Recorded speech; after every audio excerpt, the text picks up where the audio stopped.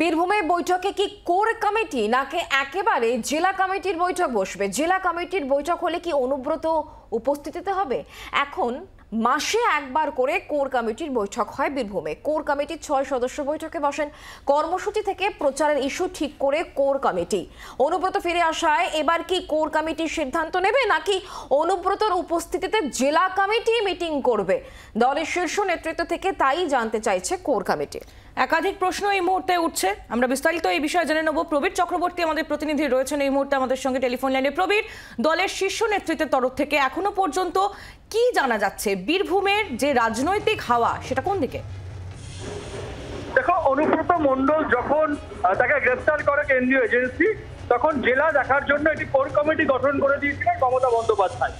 সেই কোর কমিটির প্রতি 1 মাস অন্তর তারা নিজেরা বৈঠক করতেন, জেলার সামগ্রিক পরিস্থিতি খতিয়ে দেখতেন এবং তার রিপোর্ট দিতেন মমতা বন্দ্যোপাধ্যায়কে। অনুব্রত মণ্ডল তিনি এখন জামিনকে ছাড়া পেয়েছেন, জেলাতে তিনি রয়েছেন, তিনি দলের জেলার সভাপতি।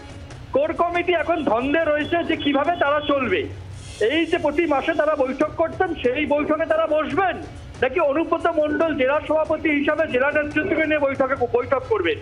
এই নিয়ে দ্বন্দ্বে রয়েছে কোর কমিটি যে তারা যে প্রতি মাসে বৈঠক করতেন সেই বৈঠক কি তারা করবেন নাকি অনুব্রত মণ্ডলই বৈঠক করবেন জেলা সভাপতি হিসাবে জেলা নেতৃত্বকে নিয়ে।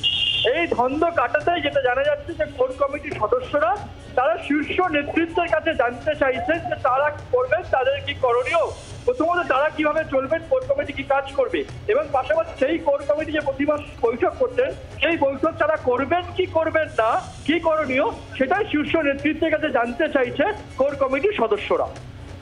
প্রবীর, ধন্যবাদ, নজর রাখো। প্রবীর চক্রবর্তী আমাদের প্রতিনিধি ছিলেন আমাদের সঙ্গে টেলিফোন লাইনে। বাংলার আওয়াজ, বাঙালির আবেগ, জি 24 ঘন্টা।